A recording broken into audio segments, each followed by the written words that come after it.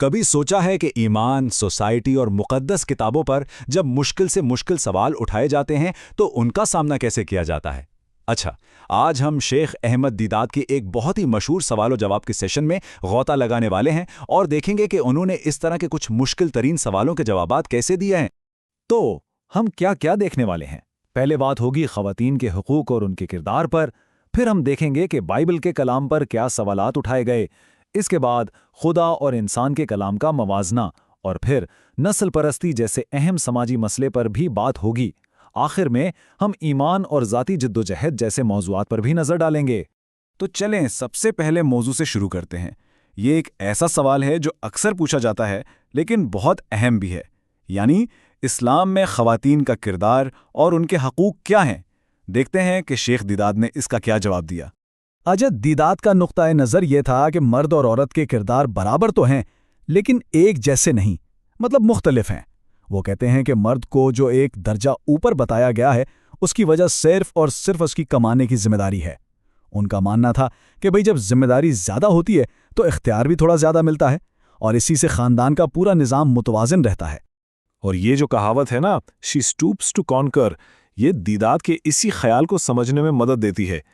ان کے مطابق عورت کی اصلی طاقت اس کے گھر میں ہے، لیکن یہ طاقت وہ لڑائی جھگڑے سے نہیں بلکہ اپنی سمجھداری اور حکمت سے استعمال کرتی ہے۔ چلیں اب ایک بہت ہی دلچسپ بات کی طرف آتے ہیں۔ ایک طرف تو دیدات بائبل پر تنقید کرتے نظر آتے ہیں لیکن دوسری طرف وہ اسی کتاب سے حوالے بھی دیتے ہیں، ہے نا عجیب بات؟ تو سوال یہ ہے کہ وہ ایسا کیوں کرتے ہیں؟ آئیے اس کی وجہ سمجھتے ہیں۔ دیکھیں، دیدات کی دلیل کا جو سب سے بڑا پوائنٹ تھا وہ بائبل کے نسخوں کی تعداد تھی۔ ان کا دعویٰ تھا کہ اس کے تقریباً 24,000 مختلف نسخے موجود ہیں، اور کمال کی بات یہ ہے کہ ان میں سے کوئی دو بھی بالکل ایک جیسے نہیں ہیں۔ یہی وہ بنیاد تھی جس پر وہ کہتے تھے کہ بائبل کا کوئی ایک واحد مستند متن ہے ہی نہیں۔ تو خلاصہ یہ ہے کہ دیدات بائبل کو خدا کا خالص کلام نہیں مانتے تھے۔ کیوں؟ کیونکہ ایک تو وہ اس کے مصنفین جیسے موسیٰ یا میتھیو ان کی شناخت پر ہی سوال اٹھا دیتے تھے، پھر جیسا ہم نے دیکھا ہزاروں نسخوں میں جو فرق ہے اس کی طرف اشارہ کرتے تھے، اور آخر میں وہ یہ بھی کہتے تھے کہ جو آج کی بائبل ہے اسے تو کونسل آف نکیا نامی ایک میٹنگ میں لوگوں نے خود چن کر بنایا تھا۔ اچھا، ان کی دلیل کا اگلا حصہ اور بھی دلچسپ ہے۔ یہ اس بارے میں ہے کہ یہ مقدس کتابیں لکھی کیسے گئی ہیں، ان کا سٹرکچر کیسا ہے۔ تو اب ہم دیکھیں گے کہ وہ بائبل اور اسلامی کتابوں کا موازنہ کس طرح کرتے ہیں۔ یہاں داؤد بائبل کا ایک طرح سے بریک ڈاؤن پیش کرتے ہیں۔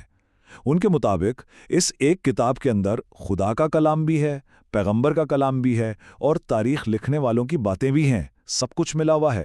یہاں تک کہ وہ کچھ مواد کو فحش نگاری کا نام دیتے ہیں اور کہتے ہیں کہ یہ بھی اسی ایک جلد کا حصہ بنا دیا گیا ہے۔ اب اس کے بالکل برعکس وہ اسلامی کتابوں کی مثال دیتے ہیں۔ وہ بتاتے ہیں کہ یہاں چیزیں بالکل الگ الگ رکھی گئی ہیں، جیسے قرآن وہ صرف اور صرف خدا کا کلام ہے، پیغمبر کی باتیں حدیث کی الگ کتابوں میں ہیں، تاریخ کی کتابیں بالکل علیحدہ ہیں۔ ان کے مطابق یہ جو ہر چیز کو اپنے اپنے خانے میں رکھنا ہے، یہی سب سے بڑا اور بنیادی فرق ہے۔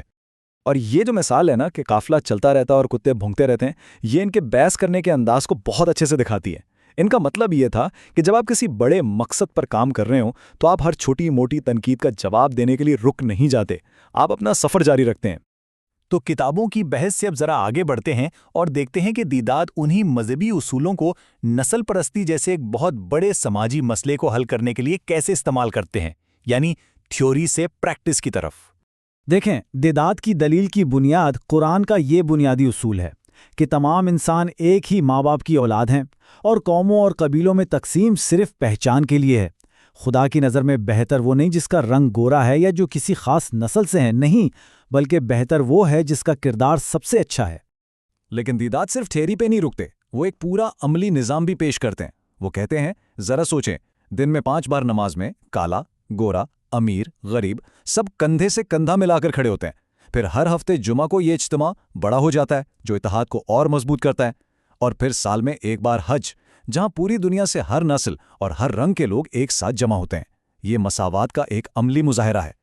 اور اب آتے ہیں آخری اور شاید سب سے ذاتی موضوع پر، یہ ہے ایمان، اندرونی کشمکش اور تبدیلی کی جدوجہد۔